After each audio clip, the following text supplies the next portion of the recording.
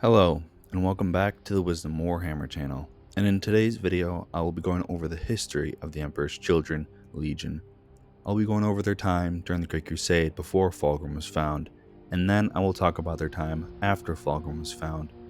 I will be finishing up with their time during the Horus Heresy, and at the end, I will be talking about how they structured their legion.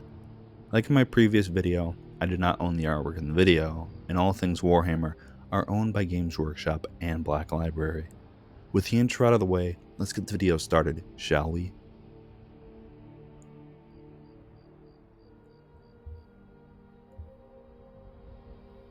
The Emperor's Children started out like the other legions. They were created in the Imperial laboratories of the Imperial Palace, and the Emperor's Children were the third legion that was created, so they are one of the older legions that began to get combat experience on Terra. There isn't much lore of what they did during the Unification Wars, but here is what we have on them during this time.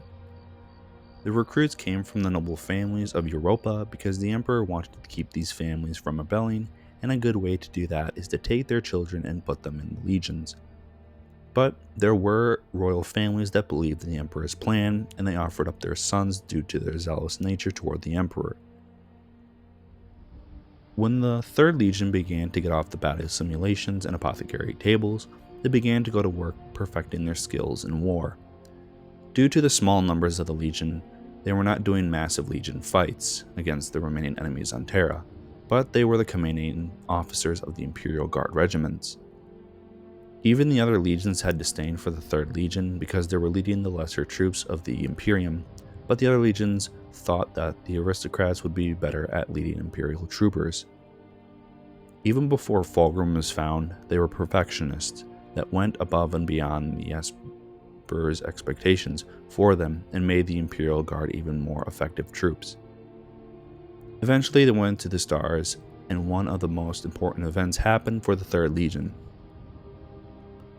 Within a year before the pacification of Luna and the Martian Compact, the Proxima betrayal happened.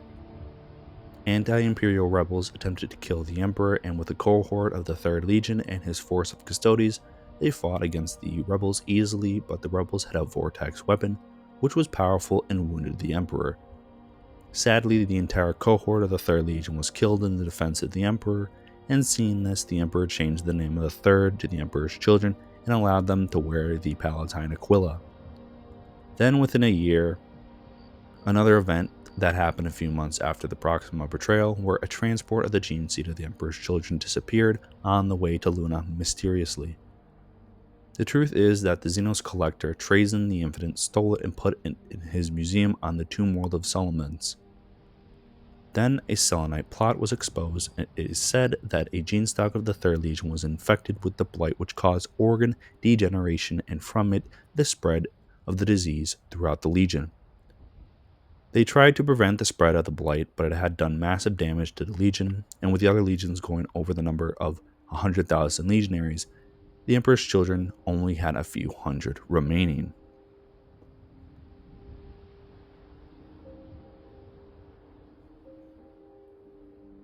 Thankfully, Fulgrim was found before the Emperor's Children went extinct, and by the time Fulgrim was found, only 200 3rd Legion Marines remained. On the planet of Chemos, it was a dark industrial planet that had no progress, but Fulgrim had transformed this planet and was able to make it a perfect paradise. When the remaining Emperor's Children reunited with their father, they felt hope, and when Fulgrim spoke to them, he spoke with a perfect speech which renewed the spirit of the 3rd. Chemos became the Legion's homeworld, and the Emperor's Children built their fortress monastery on the planet, which allowed the Legion to study the Blight. After some time, the 3rd was able to rebuild and get rid of the Blight permanently. They did spend some time with the 16th Legion, and Horus was able to get them back on track. Fulgrim and his sons did learn more ways of war from their more brutal cousins, and the two Primarchs created a bond, and even their sons became bonded in war. These two legions served together until the Horus became the War Master after the Ulnar Crusade, and this bond would be helpful in the future for the upcoming wars. The 3rd Legion had another strong bond, and it was with the 10th Legion, the Iron Hands, and they served together for some time, and their primarchs had a very strong bond. Now, I will be going over the Emperor's Children well-known campaigns during the Great Crusade, and I will be starting off with the Byzaz campaign, and this is one of the more interesting ones. On the Pharaoh world of Byzaz, Fulgrim wanted to prove himself better than his brothers, so he only used 7 men, and those men are named Narvo-Quinn, Garthen Thorn, Endymion, Flavius, Elenix, Caspros Telmar, Fabius Bile, and Cyrus. The people of the planet wanted to be part of the Imperium, but some in the government didn't, and they manipulated some of the populace to attempt to kill Fulgrim and his marines. The Elmic succeeded, but eventually Fulgrim was able to bring the planet into the Imperium without using his entire legion, and he was offered aid by a Brotherhood of Warriors, but he refused. And the next campaign of the Emperor's Children was a joint campaign with the Luna Wolves and Horus, and even the Emperor came to fight alongside his sons. The Emperor's Children did most of the fighting, and this campaign was named after the defeat of the Achaemenid prisons, and these leaders were killed in their observation world by Fulgrim, Horus, and the Emperor. The Night Crusade was a big campaign, and the legions that were there in this were the Emperor's Children, Imperial Fists, Dark Angels, and eventually the Luna Wolves. All these legions had their Primarch present in this war zone, and it was against an advanced human empire that had been enhancing their warriors, almost making them look like Xenos. This empire was called the Demarian Consensus, who used advanced cloaking technology to fight the Imperial forces. The Emperor's Children didn't do much, and most of the fighting was by Rogel Dorn and the Lion and their legions, but the two brothers didn't see eye to eye and had some issues. Fulgrim and his sons were there to keep the tension down and bring this new human empire into the Imperium. This next war was a turning point for the Third Legion and their father. It was against the Laren, and this was a Xenos empire of a genetically enhanced serpent beings. When the Emperor's Children began fighting them, they found out that they were enhancing themselves, which made them more effective fighters, and seeing this, Fabius Bile, chief apothecary of the Legion, studied them. As he studied the bodies of the dead Laren, the Third Legion continued to purge them alongside their father, Fulgrim, and eventually they exterminated them, but the blade that Fulgrim found in a temple on the planet would be the first step into depravity. The war against the Diasporax was a joint campaign with the Iron Hands and Ferrus Manus, and they fought against an empire of Xenos and humans that were nomadic, which made them a dangerous foe in void warfare. When Ferrus and his sons met with their allies, they saw that something was different about them, and Fulgrim was being corrupted by the Xenos sword he got from the Laren. When the two legions went to war against the Diasporax, the Emperor's Children started to be arrogant and ignorant during this campaign. During some battle against the foe, Ferrus Manus did something that hurt the pride of the Phoenician, and his sons felt it too. Ferrus tried to confront his brother and his legion about their actions and behavior, but they left immediately. Then, shortly after this campaign, the Emperor's Children then arrived to assist the Luna Wolves and Blood Angels against the Mecha Arachnids. A force of Emperor's Children arrived after receiving a distress call from a company of Blood Angels. The force of the Third Legion was led by Lord Commander Eidolon, and when they landed on the planet, they realized that there were storms that racked the planet. The task force found the remains of the Blood Angels who were hanging from the trees. Eidolon ordered his men to remove the bodies of their cousins after fighting off a group of Mecha Arachnids, and they found out that the trees caused the storms. They destroyed a bunch of trees, clearing up the skies and reconnecting with their fleet, seeing that Fulgrim and his fleet arrived alongside Horus and his legion. Shortly after Horus and Fulgrim arrived and prepared for war, Sanguinius and a massive war fleet of Blood Angels arrived, and then the three legions butchered the entire planet of Mecha Arachnids. A whole scorched earth plan. The Swordmasters of the Emperor's Children, alongside the assault troops of the Blood Angels and Luna Wolves, slaughtered the Xenos and mounted corpses upon the soil. During the Xenocide, there was an unknown signal being transmitted, and the Imperial forces wondered what it was. They found out the origin, and it was a fleet of a human Xenos empire called the Interrex, who told the truth about the planet and the Mecha Arachnids. After talking for some time with the Interrex, Horus and the Luna Wolves went to talk with one of their leaders of the Interrex. The Emperor's children continued on fighting and finishing up with the Great Crusade because at this point, Horus was War Master and all major threats were defeated and the galaxy was almost fully under the rule of the Imperium. In the next few decades, the Horus Heresy would begin and the loyalties would be drawn, but let me finish up with the last campaign before that war. This campaign was called the Praxil Compliance, and the ones who were involved were the contingent of Emperor's children and Imperial Guard under the command of Lord Commander Indinium. There was another strike force of Astartes that provided support and that arrived against the wishes of Indium, because he saw it as a wound to his pride. The other Space Marine forces were rallied around the Blood Angels and his force, and an Imperial Fist force under the command of Cassius, and both were ordered by Fulgrim to follow the orders of Lord Commander Indium, and they agreed, which made the Emperor's children, Lord Commander, feel better.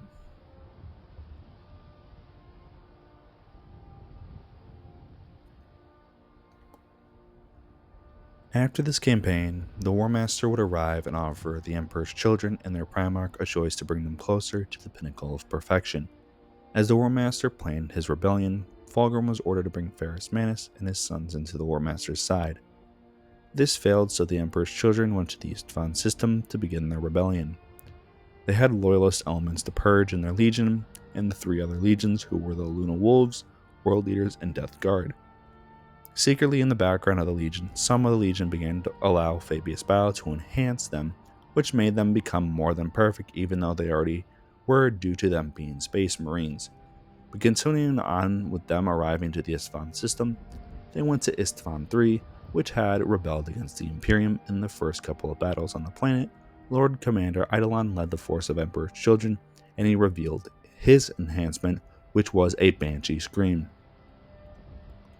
After the first battle, the rest of the traitor force arrived and were about to purge their legions of the Loyalists.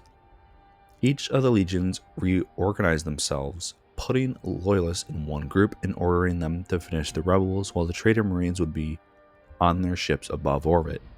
Sadly, this plan failed because the virus bombed the planet, but the Loyalists were able to hide due to the warning from the Emperor's Children Marine, Saul Tarvitz, who put the Loyalists into the fortified bunkers, saving them.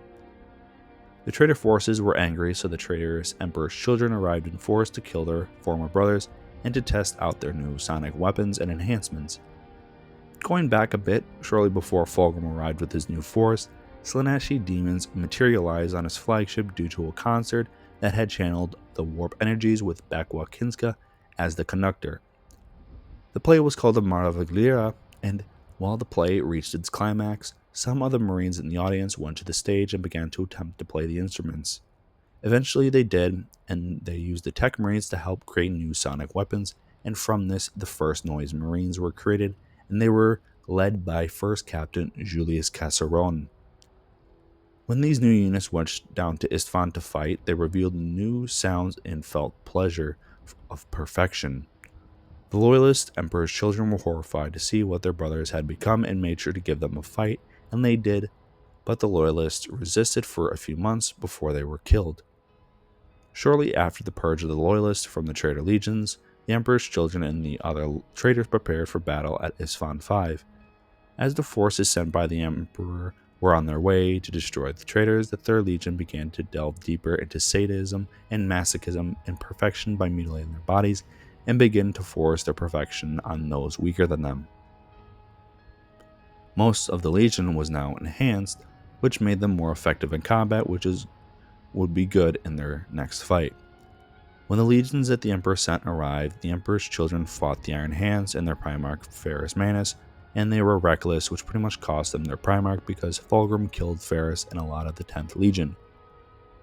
From this failed first wave, the Loyalist forces of the Raven Guard, Salamanders, and remaining Iron Hands retreated back to their allies, but it was a trap.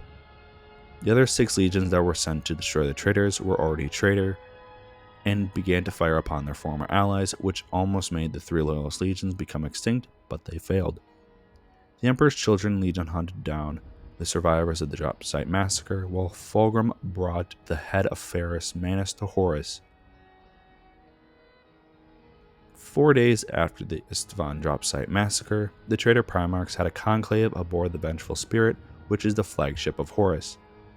They discussed the upcoming campaigns during the Horus Heresy, and during this conclave, Lorgar kept looking at his brother Fulgrim, sensing that something was off about his brother.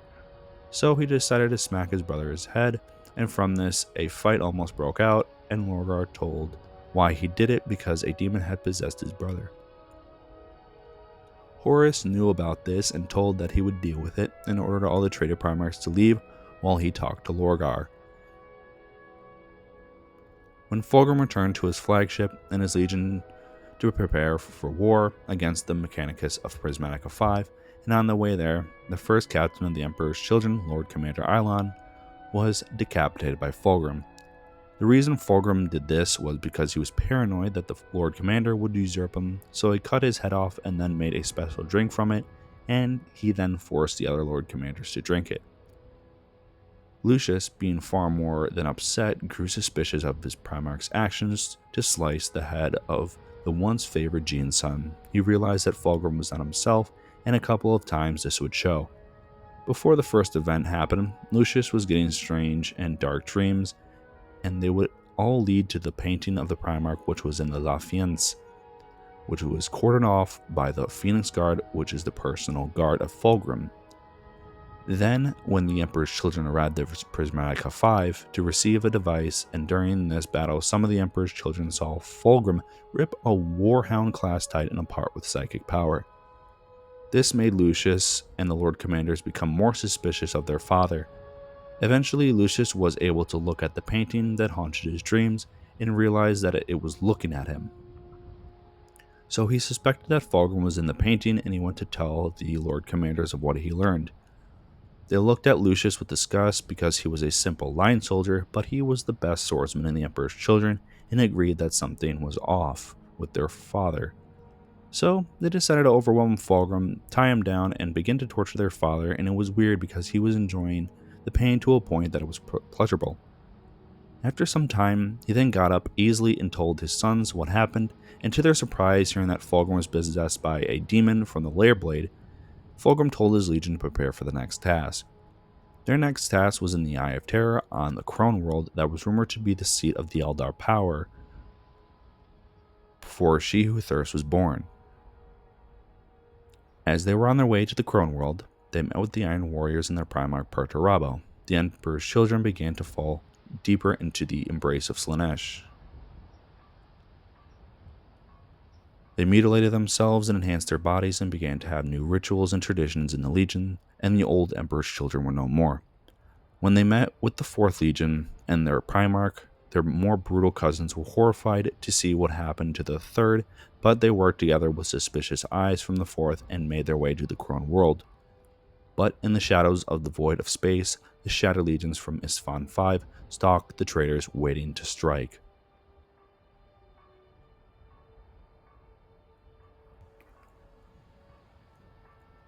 When the 2 traitor legions arrived at the Crone world, and each of the Primarchs gathered their strike force of legionaries, and some Titan legions and some traitor guardsmen landed on the world. As they went through the ancient Crone world, they were attacked by Eldar Wraith constructs because they sensed the power of She Who Thirsts and began to slaughter the traitor forces. The Emperor's Children and Iron Warriors were able to fight back and destroy the Eldar constructs as they made their way to the core of the planet. Eventually they arrived after fighting for some time, and the objective was supposed to be a weapon which could assist the traitors, but the truth was that this mission was to be the ascension of Fulgrim to demonhood. The cost for this was to be Perturabo, and throughout the battle, the 4th Primarch's life force was being drained from a necklace that he got from Fulgrim, and it was being siphoned to the ritual of ascension.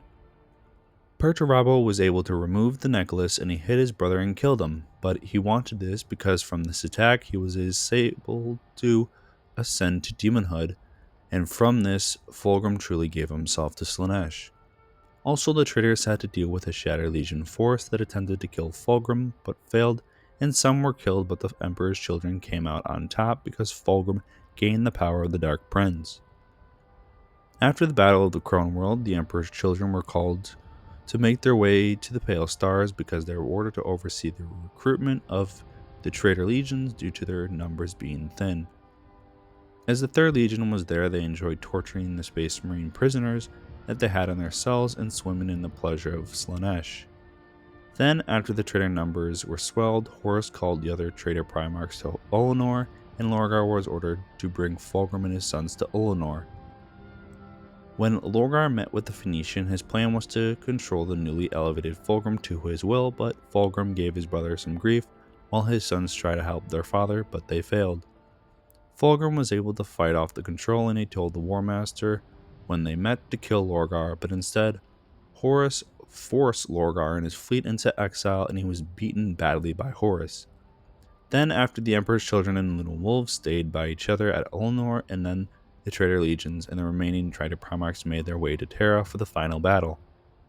When the Emperor's children arrived alongside the other traitors to the Sol system, all traces of honor, decency, and basic military discipline were gone. They were fully in the clutches of Slaanesh, and nothing was good. Well, Lord Commander Eidolon was resurrected, but he is more insane now, but at least he is back. But the Emperor's children were fully empowered by the Dark Prince Slaanesh. In their eyes, they saw themselves as the pinnacle of perfection and wanted to spread that to everyone in their way. The Emperor's children did some fighting in the beginning of the siege, but as time went on, they just spent most of their time during the siege just torturing and falling into the pits of dark pleasure. Eventually, the War Master ordered Abaddon to tell the Emperor's children to attack the Saturnine Gate, and he went to the Lord Commander Eidolon and convinced him to tell his Primarch to attack the Saturnine Gate. Instead of dividing up his forces, Fulgrim took his entire legion, which was over 100,000 legionaries, to attack the gate, and they just acted like a band of undisciplined dogs. They were not able to capture the gate because they were just there to distract the loyalists, while a strike force of Luna Wolves dug underneath the defenses to attack from behind. But this attack failed due to the Imperial Fist and some other Adeptus Astartes forces and some Imperial Guard contingents. But on the wall, Fulgrim and the Emperor's children fought Dorn and his Imperial Fists alongside the Templar brethren. Dorn and Fulgrim came to blows for some time until they found out that the Luna Wolves' attack failed, and from this, Fulgrim retreated while he ordered his personal guard to attempt to kill Dorn, but failed. After this combat engagement, the Emperor's children went back to what they were doing before, but it was 10 times worse than before because they were at the pinnacle of adrenaline after fighting at Saturnine. They did terror and mutilation against the Imperial populace that they had, but this didn't do anything for them to feel pleasure and went further down into depravity. They used the people of the Imperium as ingredients for their drugs and stimulants, and from this stuff it brought Slaaneshi demon hosts into reality, which is completely horrifying if you were not an insane Emperor's Children Marine. In the end, the Loyalist reinforcements arrived to destroy the traitors and begin to rebuild the Imperium, but the Emperor was crippled, so the traitors did get something done. Now, there is some more history, but I will go over that in another video. Now, that is the lore on the Emperor's children during the Unification Wars and during the Great Crusade and Horus Heresy, and now I will be going over the Emperor's Children organization.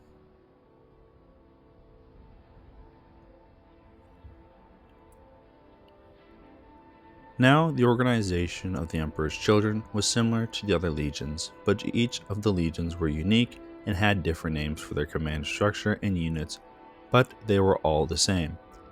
Starting off with the Legion Command, we have of course Fulgrim at the top, as the Primarch, and his lieutenants were called the Lord Commanders, and Sanguinius called them the Princes of War. To be one of the Lord Commanders, you have to be the pinnacle of perfection in the eyes of Fulgrim and in the eyes of the other Lord Commanders. These Lord Commanders are the company commanders who lead the baseline Space Marines in the Legion and can lead the more specialized units. With the mindset of the Emperor's children to be the best in all things in life and warfare was the one thing that was the most important. They did have a chapter system like the other legions, and they were called Millennials. And these numbered at 30, and I assume these Millennials became the first warbands of the Emperor's children. But going into the specialized units of the Emperor's children during the Great Crusade, and we don't have much info on them, but I will talk about the information we have. starting off with the Sun Killers, who are the veteran heavy support squads of the 3rd Legion who exclusively use energy weapons like the plasma and las cannons.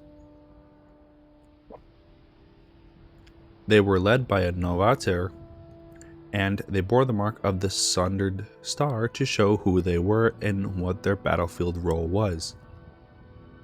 When they support their allies in combat, they did it out of a boastful pride instead of an oath or a duty, just like the other types of the Emperor's Children units.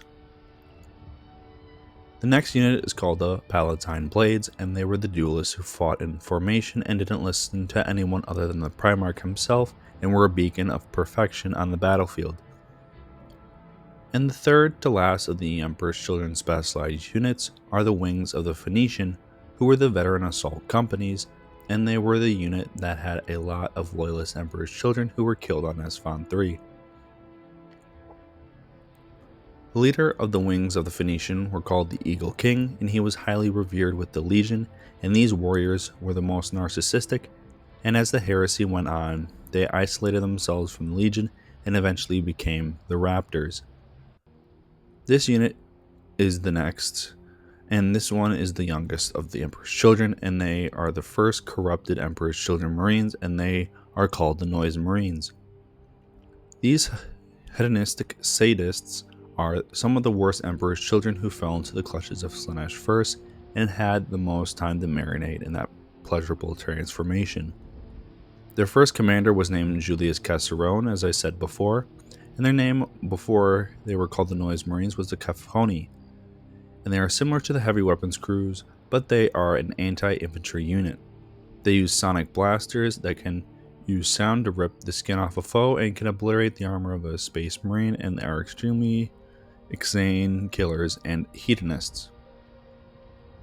The last unit of the Emperor's Children is called the Phoenix Guard, and they are pretty much like the name says.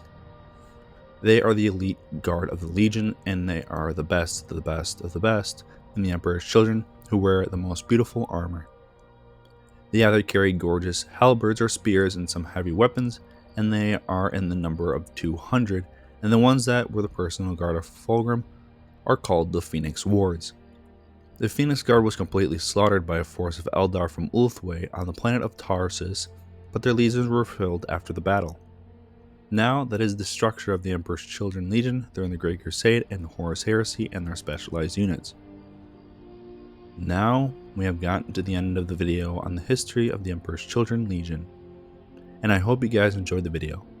If you liked this video, hit the like button and share with someone who liked this content, and if you are new and would like to see more, hit the subscribe button and bell notification to be notified for when a new video comes out. Now, in the next video, I will be talking about the history of the Iron Warriors Legion, and I hope you guys have a good day, and I will see you in the next video. This is Wisdom Warhammer, signing off.